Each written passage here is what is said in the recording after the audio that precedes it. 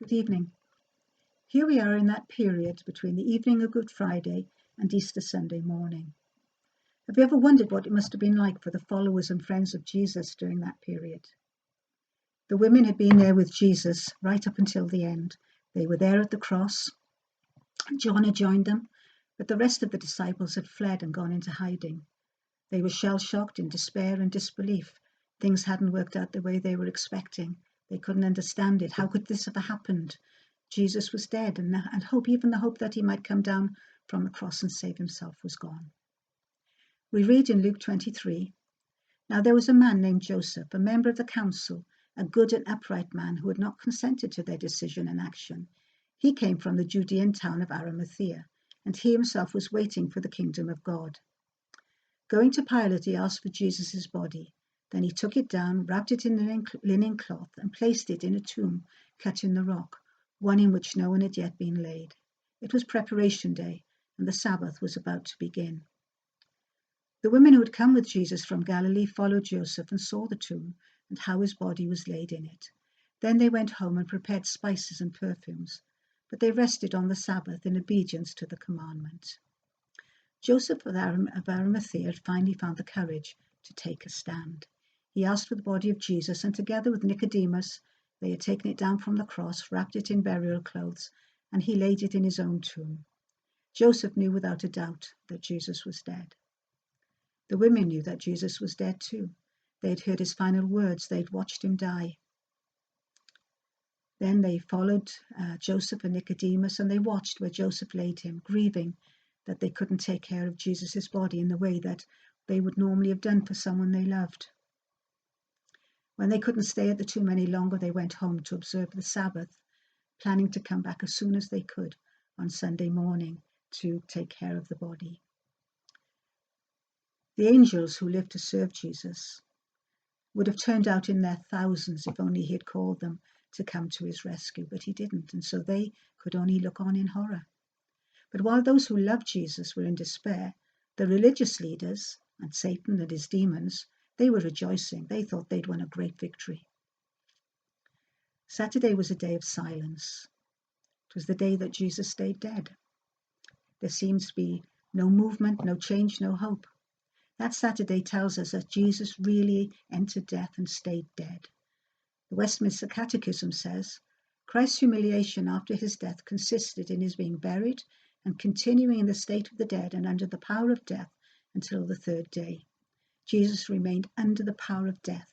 He didn't get resuscitated or rescued immediately. His human body lay in Joseph's tomb. Matthew, in chapter 27 of his Gospel, gives us the only details as to what took place on that Sabbath day, on that Saturday. Activity was limited because it was the Sabbath, but according to his account, it was on that day that the Pharisees and the chief priests came to Pilate and asked him to post guards at the tomb. Perhaps the unusual circumstances surrounding Jesus' death, the darkness covering the land, the earthquake, the tearing of the temple curtain, had worried them and given them reason for concern. They even broke the Sabbath now to come to Pilate to take precautions to make sure that Jesus' body would remain in the tomb and wouldn't be stolen by his disciples. What they didn't realize was that the disciples weren't plotting and planning to steal Jesus' body at all. He was still in the grave, and they were probably terrified that they would be next. The disciples had forgotten about a conversation that they had had with Jesus only a few days before, when he had warned them that they would be in despair and in grief, but that they were to hope. The disciples who were returning home on the Emmaus Road said to the risen Jesus, not recognize him, "We had hoped that he was the one who was going to redeem Israel," but they'd given up on that hope. We have a great advantage over the disciples because we've got the whole Bible. We already know the end of the story. We know what's going to happen, and we wait with expectation for Sunday to come. The women, Joseph of Arimathea, they didn't really understand what was happening. They were drawn there to the cross by their love and devotion for Jesus. How much more should we love him as we realize that he was dying there on that cross to take the punishment for our sin in our place? Today we can look back at the crucified Jesus and see our sin, not in part but the whole, nailed to his cross so we bear it no more. And filled with hope, we can look forward to his glorious resurrection day. There's a poem written by an African-American pastor, part of a sermon he preached. His name is Shadrach Meshach Lockridge, and I've posted a link to the recording on our church Facebook page, and I'm just going to read a part of it. It's Friday. The disciples are questioning what has happened to their king. The Pharisees are celebrating that their scheming has been achieved, but they don't know. It's only Friday. Sunday's coming. It's Friday.